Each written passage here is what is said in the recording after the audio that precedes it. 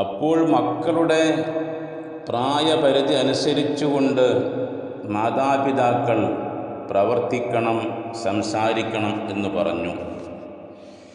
ഇല്ലെങ്കിൽ മക്കൾ മനസ്സിലാക്കും, എന്ത് പ്രാന്തൊക്കെയാണ് ഈ ബാപ്പ പറയുന്നത്, എന്താണ് ഉമ്മാക്ക് ഇത്രയും ആയിട്ട് ഒരു ലെവൽ അന്തം വെച്ചിട്ടില്ലേ, ബുദ്ധിയൊന്നുമില്ലേ എന്ന് നേരിട്ട് ചോദിക്കുന്ന മക്കൾ തന്നെ അധികം വിദൂരമല്ല. അതല്ലെങ്കിൽ അവർ ചിന്തിക്കുകയും ചെയ്യും. അപ്പോൾ അതുകൊണ്ട് മക്കൾ വളർന്നു വലുതാകുമ്പോൾ മക്കൾക്ക് അനുയോജ്യമായിരിക്കും നല്ല ഭാഷ നമ്മൾ ഉപയോഗിക്കാൻ പഠിക്കണം. നമ്മൾ ഇനി പറയാൻ വേണ്ടി പോകുന്നത്, മുമ്പൊരിക്കലും ഒരു പെൺകുട്ടി വിവാഹത്തിന് സമ്മതിച്ചില്ല. അങ്ങനെ ഉണ്ടാവുമല്ലോ, ഇപ്പം നമ്മുടെ കുടുംബത്തിലും ചിലപ്പോൾ അങ്ങനെ ഉണ്ടാവാം. ഒരു പെൺകുട്ടി 18 വയസ്സ് 20 വയസ്സ് കഴിഞ്ഞു.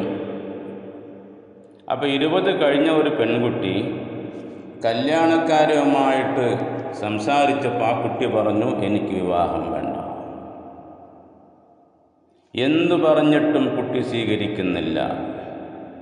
അവസാനം കണ്ടു ഒരു കൗൺസിലറെ.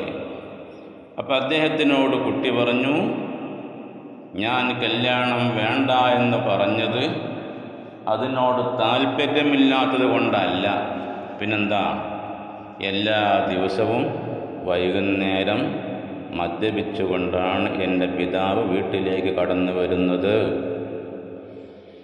എൻ്റെ പിതാവ് ഞങ്ങളുടെ മുന്നിൽ വെച്ചുകൊണ്ട് ഞങ്ങളുടെ ഉമ്മയെ, മാതാവിനെ ആക്രമിക്കുകയാണ് ചെയ്യുന്നത്. അപ്പോൾ കുട്ടി മനസ്സിലാക്കി എല്ലാ ആണുങ്ങളും ഇതേപോലെ തന്നെയായിരിക്കും, അതുകൊണ്ടാണ് കുട്ടി വിവാഹം വേണ്ട എന്ന് പറഞ്ഞത്. അപ്പോൾ നമുക്കെന്ത് മനസ്സിലായി? നമ്മുടെ വീട്ടിൽ നമ്മുടെ മാതാപിതാക്കൾ എന്തു ചെയ്യണം? ഞാനീ പറഞ്ഞ പോലെ തന്നെ കുട്ടികളോട് നല്ല നിലയ്ക്ക് പെരുമാറുകയും കുട്ടികൾ മുതിർന്നു വരുമ്പോൾ അവരുടെ മുന്നിൽ വെച്ചുകൊണ്ട് വഴക്ക് കൂടരുത്. ഒരു പിതാവ് മാതാവിനെ ചീത്ത വിളിക്കരുത്, അക്രമം കാണിക്കരുത്. അതേപോലെ തന്നെ ഒരു മാതാവ് പിതാവിനോട് കയർക്കരുത്, ചീത്ത വിളിക്കരുത്, ചീത്ത പറയരുത്, അസഭ്യം പറയരുത്. ഇതെല്ലാം ആര് കണ്ടും കേട്ടും പഠിക്കും? മക്കൾ കണ്ടും കേട്ടും പഠിക്കും. ഇന്നത്തെ കാലത്ത് മാതാപിതാക്കളെക്കാളും കൂടുതൽ ബുദ്ധിയും ഓർമ്മശക്തിയുമുള്ളവരാണ് നമ്മുടെ ചെറിയ മക്കൾ എന്നുള്ള ഒരു കാര്യം നാം മറന്നു പോകരുത്. അപ്പം അതുകൊണ്ട് തന്നെ മക്കളുടെ മുന്നിൽ വെച്ചുകൊണ്ട് എന്തു ചെയ്യണം? നമ്മൾ നല്ല രീതിക്ക് സംസാരിക്കണം. ഒരു അഭിനയം തന്നെ നടക്കണം നിർബന്ധമായിട്ടും.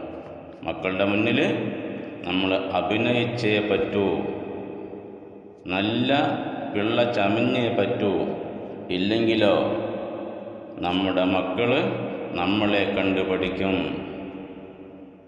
ഇത് നേരെ മറിച്ച് നമ്മുടെ സംസാരങ്ങൾ, പെരുമാറ്റങ്ങൾ, രീതികൾ ഇതെല്ലാം മോശമായിട്ടാണെങ്കിൽ നമ്മുടെ മക്കളും അതേപോലെ തന്നെ ഉണ്ടാവുകയുള്ളൂ, ഇല്ലേ?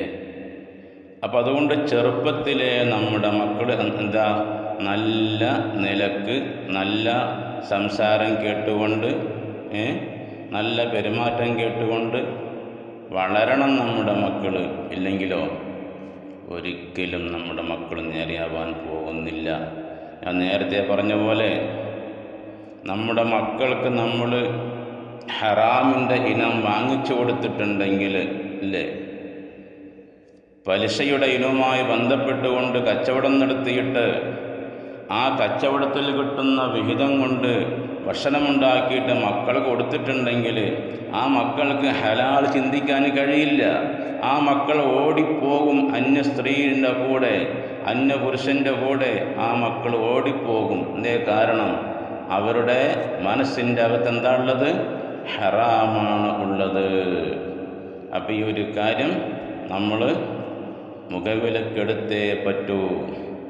ഞാൻ വീണ്ടും പറയുന്നു, ഒരു ആവർത്തനം കൂടി നമ്മുടെ ഈ ക്ലാസ്സിൽ വന്നിട്ടുണ്ട്. ഏതാണത്? 3 സ്റ്റേജ് പറഞ്ഞതാണ്. അത് പ്രത്യേകം നമ്മൾ നോട്ട് ചെയ്ത് വെക്കുക തന്നെ വേണം. അതിനുവേണ്ടി ഒന്ന് ഓർമ്മയാക്കിയതാണ് ഈ ക്ലാസ്സിൽ. അപ്പം ചുരുക്കത്തിൽ സമൂഹത്തിന് യോജിക്കുന്ന ഒരു ഫാമിലിയാണ് നമുക്ക് വേണ്ടത്. സമൂഹത്തിന് യോജിക്കുന്ന ഫാമിലിയാണ്. പഴയ കാലത്തുള്ളത് പോലെയല്ല ഇപ്പോൾ, 30 വർഷങ്ങൾക്ക് മുമ്പുള്ളത് പോലെയല്ല ഇപ്പോൾ അല്ലേ? അന്നൊക്കെ ഒരു വരൻ വധുവിനെ കാണാൻ പോകുന്നില്ല, മാതാപിതാക്കൾ കാണുന്നു, ഉറപ്പിക്കുന്നു, കല്യാണം കഴിയുന്നു, ഇവർ സുഖമായി ജീവിക്കുന്നു. ഇതാണ് പഴയ ആചാരം. ഇന്ന് അങ്ങനെയല്ല. എന്നിരുന്നാലും ഒരു കാര്യം പറയാതിരിക്കാൻ നിർവാഹവും ഇല്ല. ഏതാണത്? മക്കൾ ശരിക്ക് ചിന്തിക്കേണ്ട ഒരു കാര്യമാണ്. മക്കളെക്കുറിച്ച് അവർക്ക് അറിയുന്നതിനേക്കാളും കൂടുതലായി അവരുടെ മാതാപിതാക്കൾക്ക് മക്കളെപ്പറ്റി അറിയും. അതുകൊണ്ട് ഒരു ആൺകുട്ടിയാണെങ്കിൽ ഈ ആൺകുട്ടിയുടെ സ്വഭാവം എങ്ങനെയാണ്, അപ്പോൾ അതിന് അനുയോജ്യമായിരിക്കുന്ന വധു എങ്ങനെയാണ് ആവേണ്ടത് എന്ന് ആ ആൺകുട്ടിയുടെ പിതാവിനറിയാം, മാതാവിനറിയാം. ഇത് ആ ആൺകുട്ടിക്കറിയില്ല. ഇതൊരു യാഥാർത്ഥ്യമാകുന്നു. അതുകൊണ്ട് തന്നെ മാതാപിതാക്കളുടെ അനുവാദമില്ലാതെ, അംഗീകാരമില്ലാതെ ഒരു ആൺകുട്ടി സ്വന്തമായി ഒരു വധുവിനെ സ്വീകരിച്ചാൽ ആ വധുവുമായിട്ടുള്ള അവൻ്റെ വിവാഹ ജീവിതം നല്ല നിലക്ക് മുന്നോട്ട് പോകാൻ വളരെ പ്രയാസമാകുന്നു.